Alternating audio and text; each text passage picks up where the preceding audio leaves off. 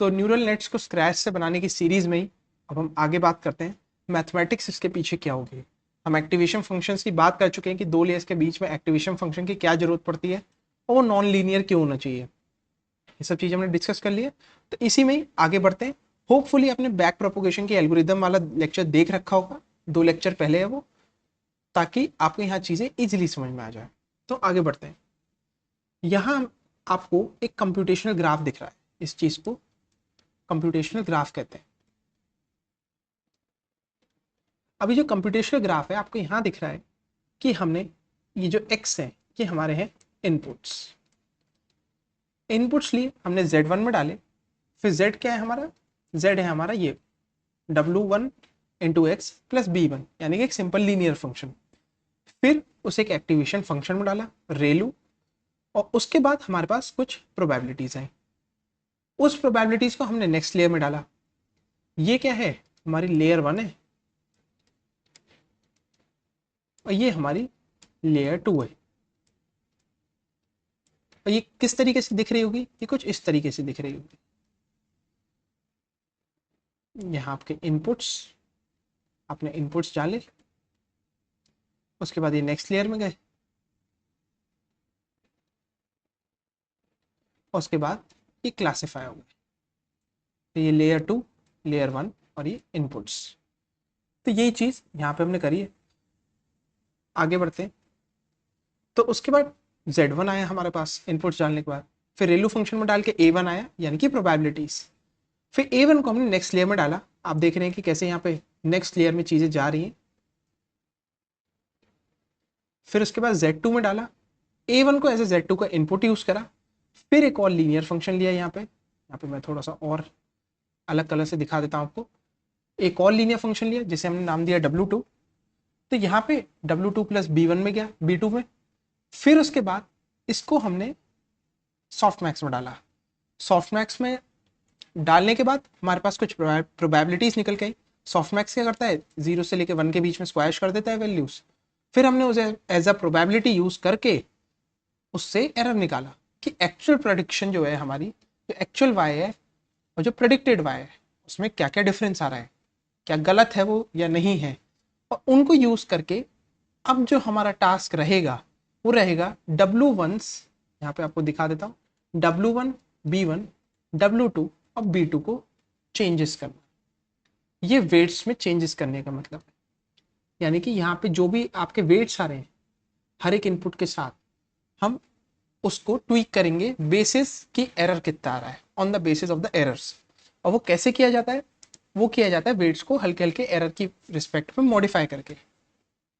कैसे, अगर मैं डी जे और डी डब्ल्यू कुछ निकाल लूँ, उसके बाद मैंने W2 से उसे माइनस कर दिया कि भाई इतना सा इसके रिस्पेक्ट में इतना परसेंटेज ऑफ इतना कुछ एरर आ रहा था, तो जो पुराना W2 है उसे चेंज कर दो, इसमें से ये माइनस कर दो जितना भी एरर आ रहा था तुम्हें लग रहा है, और हमारे पास W न्यू आ जाएगा। काफ़ी बेसिक सी बात है। तो अभी इस बारे में बात नहीं करेंगे, ये पिछले लेक्चर्स में कवर्ड है। तो आगे बात करते हैं। अब ये D J by D W ये कैसे निकाला जाए। यहाँ पे हम अपनी सिंपल बैक प्रोपोगेशन एल्गोरिदम लगा देंगे। वो कैसे लगाए, लेकिन एक यहाँ पे गड़बड़ है। यहाँ पे क्या है, पहले तो हम डायरेक्ट इनपुट डाल रहे थे, तो हमारे पास एक कुछ इस तरीके का आ रहा था, जो एक्चुअल प्रोबेबिलिटीज आ रही थी आउटपुट में, माइनस वाई इंटू एक्स। ये हमारे पास आंसर आया था। एक्स थे हमारे इनपुट्स और पी जो था ये सॉफ्टमैक्स ने जो आउटपुट दिया था, यानी कि वैल्यू स्क्वाश होने के बाद 0 से 1 के बीच में जब पिचका दी हमने वैल्यूज, तो वो प्रोबेबिलिटी आ रही थी और उससे एक्चुअल आंसर से माइनस कर दिया था। एक्चुअल जो आंसर है, यानी कि एक जो आपने प्रेडिक्ट करा और एक जो एक्चुअल एरर है, एक्चुअल वैल्यू है, ठीक है।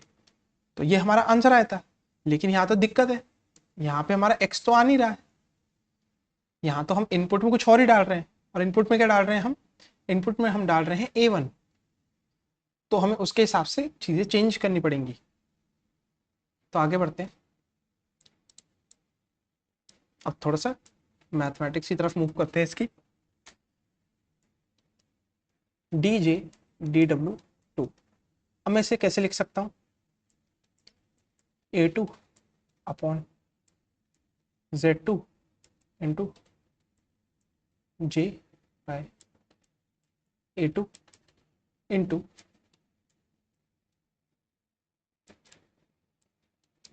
Z2 by DW2। आप यहाँ पे देख सकते हैं, अगर आप वैल्यूज को कट करेंगे, यहाँ पे कैंसिल आउट करना शुरू करेंगे, तो आपके पास DJ बाई DW2 ही आएगा। तो इसी में आगे बढ़ते हैं, DJ by DZ2 into Z2 by DW2। हमने क्या करा, यहाँ पे जो हमें नेसेसरी था वो हमने ले लिया, और जिसकी वैल्यूज हमें पता थी हमने वहां तक वैल्यू ले ली है। यानी कि हमने ए से कैंसिल आउट करके DJ बाई Z2 और DZ2 बाई W2 को ले लिया है, क्योंकि हम इनकी वैल्यू फिगर आउट कर सकते हैं डायरेक्टली। अब यहाँ पे हमें क्या डालना है, DJ by DZ2 into A1। आपने देखा होगा कि कैसे हम x की जगह A1 को एज ए इनपुट ले रहे थे, यानी कि पिछली लेयर का इनपुट लेके हम आगे डाल रहे थे। तो W2 plus B2 upon DW2 ये आ गया हमारे पास। अब इसे सॉल्व करेंगे तो हमारे पास क्या आएगा, DJ by Z2 into A1। इसे डिफ्रेंशिएट कर लीजिए सिंपली, तो A1 आ जाएगा। अब हमने बैक प्रोपोगेशन में बात करी थी कि कैसे जो DJ बाई DZ2 रहता है हमारा, इसका जो आउटपुट आता है वो आता है, आपके जो प्रोबेबिलिटीज आई हैं, आपकी जो आउटपुट प्रोबेबिलिटीज आई हैं माइनस द एक्चुअल वैल्यूज, यानी कि इंडिकेटर फंक्शन। तो यहाँ पे आउटपुट क्या था आपका, A2 minus the actual values into A1। तो आपने कैसे देखा, हम फिर से उसी इक्वेशन पे पहुंच गए, इंस्टेड ऑफ x बस हमने यहाँ A1 आ गया। लेकिन फिर भी ये प्रोसेस करना जरूरी था ताकि हमें पता चले कि एक्चुअल में क्या आएगा। मैं डायरेक्टली यहाँ पे चेंज कर सकता था, लेकिन एक प्रोसेस होता है चीज़ों को लीड करने का, कि कैसे कैसे पहुंचा जाए वहाँ पे, और वो सही तरीके से पहुंचना जरूरी है। तो हमारे पास ये एक आ गया। यहाँ तक तो मामला ठीक था, अभी तक तो हम ठीक जा रहे हैं, सिंपल बैक प्रोपोगेशन की एल्गोरिदम लगाए, चीज़ें काम कर रही हैं। दिक्कत क्या आ जाती है कि जो हमारे यहाँ पे ये एरर है, ये डायरेक्टली लिंक नहीं है W1 B1 से, बीच में एक लेयर और आ जा रही है। तो इसको कैसे सॉर्ट आउट करा जाए, इस प्रॉब्लम को कैसे सॉल्व किया जाए, तो इसके लिए भी आगे मूव करते हैं और देखते हैं कि कैसे मैथमेटिक्स प्ले आउट करती है।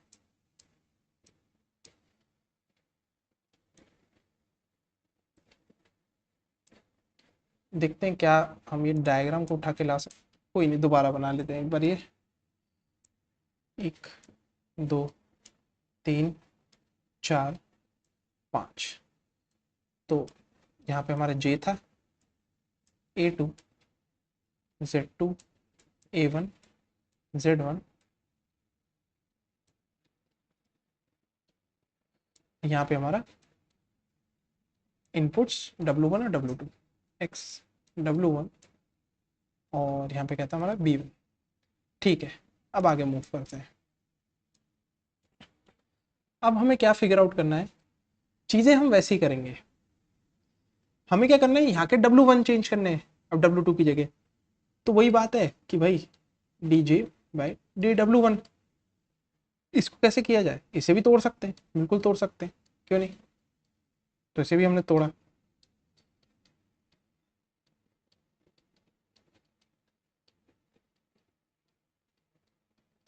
तो क्या हम इसकी वैल्यूज फिगर आउट नहीं कर सकते, इसमें भी बिल्कुल वैल्यूज फिगर आउट कर सकते हैं, वो भी करेंगे हम। लेकिन उससे पहले हमें कुछ और चीजें पता होनी जरूरी है, अब आपको पता चलेगा क्यों। सबसे पहले तो DZ2, मैं एक बार दोबारा लिख देता हूँ, DZ2 बाय DA1। आपको अभी आगे पता चलेगा हमें ये क्यों निकालना पड़ा है। तो ये क्या आएगा हमारा A1 W2 प्लस B2। आपको पता है कि कैसे हमने Z2 में A1 का ऐसा इनपुट लिया था और W2 वेट्स थे और B2 था। ठीक है, A1 इक्वल्स टू हमारे यहाँ पे आएगा W2। ओके, W2 हमारा यहाँ पे dz2 बाय da1 आया। ठीक है, थोड़ा बने रहिए, आपको पता चलेगा ये चीजें हम क्यों निकाल रहे हैं जबकि अनरिलेटेड है ऊपर वाली इक्वेशन से। ये आ गया हमारे पास। फिर उसके बाद हम क्या करेंगे, dj बाय da1, ये तो हम ऊपर देख ही रहे हैं कि इसकी हमें जरूरत है, तो dj upon dz2 into dz2 upon da1। अब आपको दिख गया होगा यहाँ पे हमें क्यों जरूरत है, कैसे हमें ये चीज मिली। एक्चुअल में ये dj बाय da1 कैसे आया, हमने इसको यहाँ पे यूटिलाइज करेंगे। dj और dz2 तो हमें पता है कि सॉफ्टमैक्स से जब आप एक बार डिफरेंशिएशन वगैरह करते हैं, आप पूरा प्रोसेस के थ्रू जाते हैं, बैक प्रोपोगेशन में हमने पढ़ा ही था, तो हमारे पास क्या आता है, actual values minus the indicator function into W2, जो कि हम इस जगह से निकाल चुके हैं। ठीक है, तो यहाँ पे हमारे पास dj अपॉन d a1 जो था वो आ गया a2 minus y dot W2। Very good, इतना भी हमने कवर कर लिया। अब आगे बढ़ते हैं। तो अब इसी में dj बाय dz1, इसकी भी जरूरत है हमें, तो अब आगे बढ़ते हैं।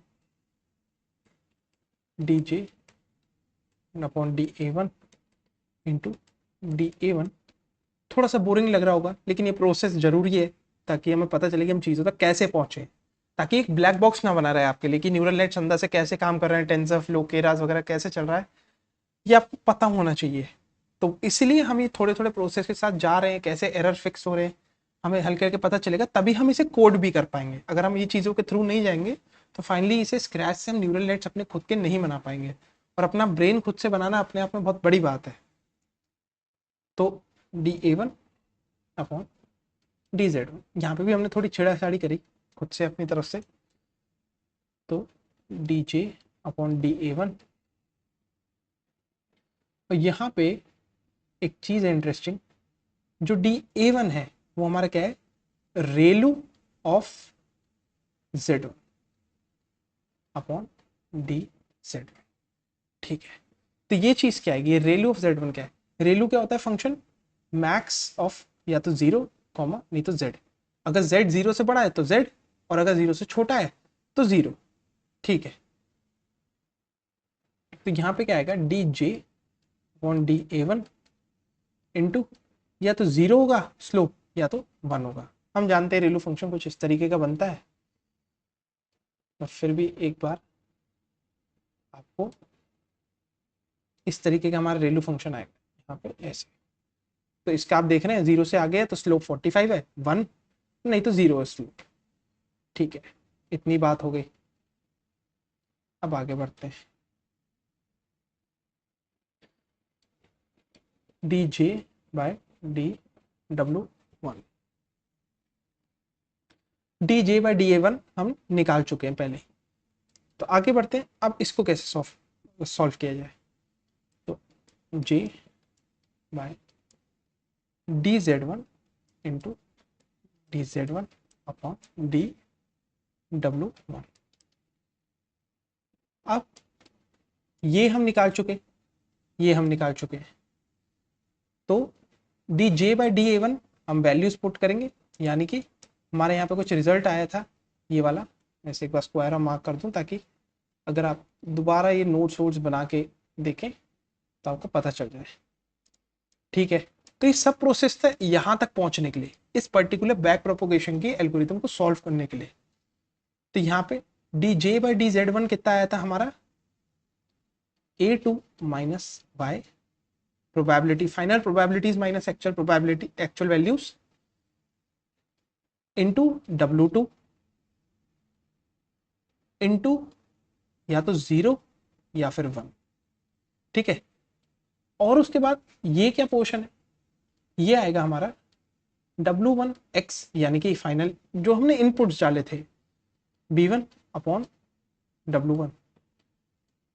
तो इसकी वैल्यू क्या आएगी, इसे डिफरेंशिएट करेंगे तो x आएगी, तो यहाँ पे x से और मल्टीप्लाई। तो मैं थोड़ा सा सम अप करके चीजें लिख दूं,